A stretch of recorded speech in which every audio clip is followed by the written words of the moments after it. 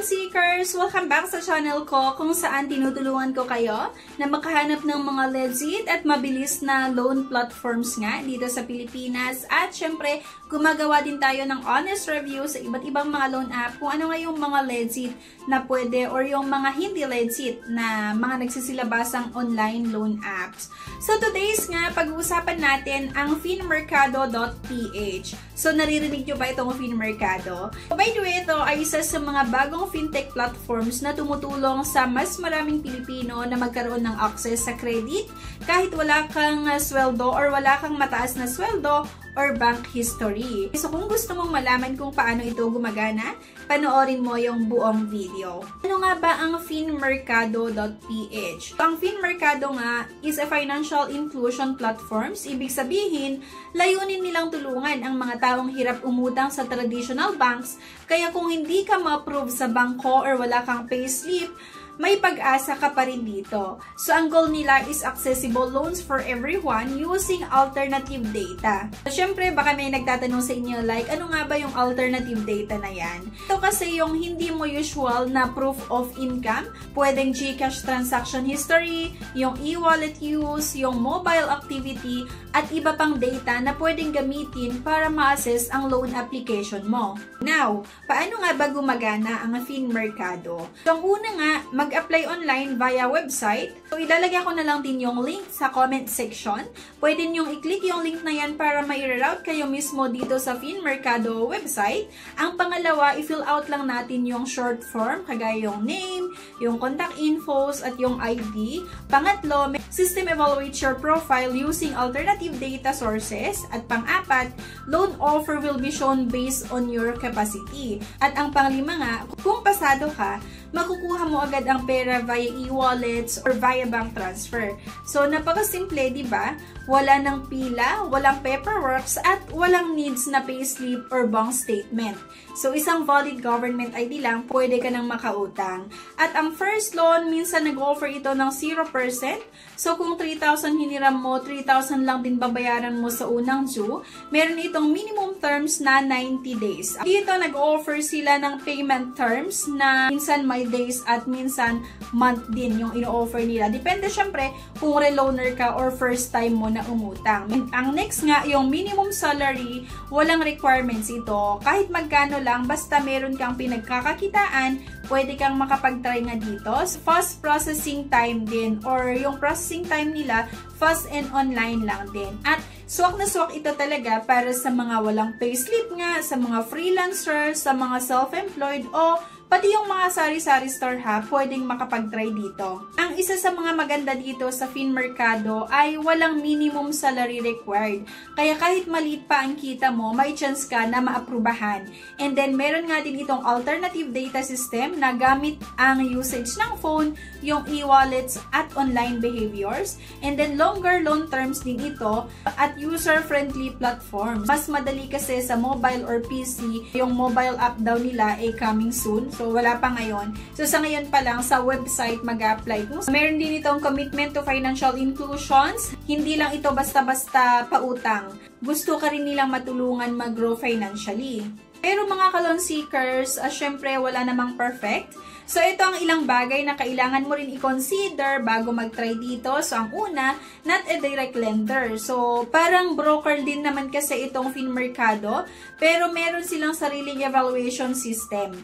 Ang pangalawa, still under development ang mobile app, pero coming soon naman na daw. So, sa website lang talaga ang application dito. At pangatlo, approval is not guaranteed din. Kahit walang salary requirements, depende pa rin sa assessment online. So, kung wala kang access sa net, mahirap talaga ito gamitin. At panglima, yung late payment natin may lead to penalties. So, always pay on time talaga. Okay? Kahit saan naman tayo utang, kailangan talaga nating magbayad on or before yung due date nga para walang mga late payment fees. Ito yung mga basic lead requirements ng finmercado.ph. So, dapat yung edad ay 20 to 55 years old at meron tayong isang valid government ID. kailangan Filipino resident at may interest or need sa financial services. Doesn't matter kung employed or self-employed ka nga or freelancer. Kaya if ikaw ay nag-online selling, meron kang mga business or small business, call center agent, or part-timer, pwede kang mag-apply nga dito sa FinMercado. Para nga sa step-by-step application process, eto na. Ang una, go lang tayo sa website nga ng FinMercado at para sa link, ilalagay ko nga sa comment section. So, pwede nyo i-click yung link na yan para mai-route kayo mismo dito sa FinMercado website.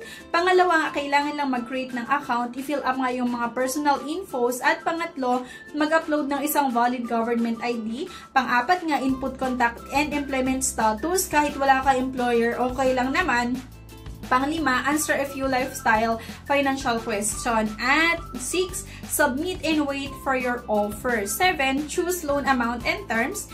8 nga, get disbursed via e-wallets or bank within minutes to hours. So, submit na nga lang natin yung loan application at mag-antay ka na lang. Usually, ilang minuto yan hanggang isang oras. Malalaman mo kung may nag-approve ba na lender sa loan application mo. Itong FinMercado is perfect nga para sa mga small business owner, yung mga sari-sari store, reseller at yung mga online seller na kulang yung mga requirements para makautang sa mga legit na mga traditional na pautangan like yung mga co-op or yung mga bangko.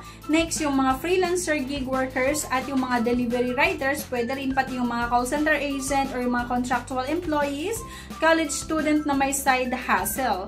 So, kahit sino na gustong magkaroon ng access sa cash without going to traditional banks. Share ko nga lang din sa inyo yung mga tips para hindi tayo malubog sa utang kahit may loan access ka na. So, number 1, borrow only what you need. Kailangan umutang lang tayo kung magkano lang talaga yung kailangan natin. Or, huwag kayong uutang na pambili lang sa luho. Okay? Number 2, bayaran sa tamang oras. Pangatlo, gamitin ang loan para sa productive expenses, sa negosyo or sa bill or sa school. Pang-apat, build your credit score. Bayad ka on time or magbayad ka on time para next time mas malaki at mabilis ang approval. At pang-5 nga, avoid multiple loans at once. So, focus ka muna sa isa. So, quick recap lang tayo mga ka-loan seekers ha. Etong FinMercado is number 1, financial inclusion platform to Filipinos or for Filipinos. Pangalawa, uses alternative data to assess loans. Pangatlo nga, kahit mababa yung income natin, basta meron naman or meron tayong source of income. Or next, ang loan terms na nakadepende rin naman yan sa lender kung ano yung terms nila na ino-offer or loan terms.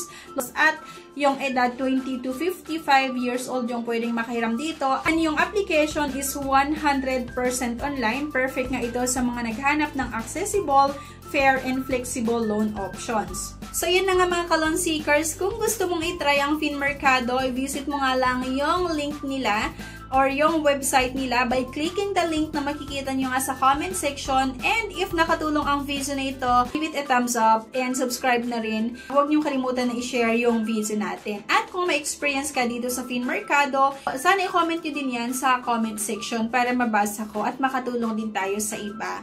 Okay, so anyway guys, thank you for watching. Remember, borrow smart and borrow responsibly. Thank you at see you sa aking next vlog. Bye!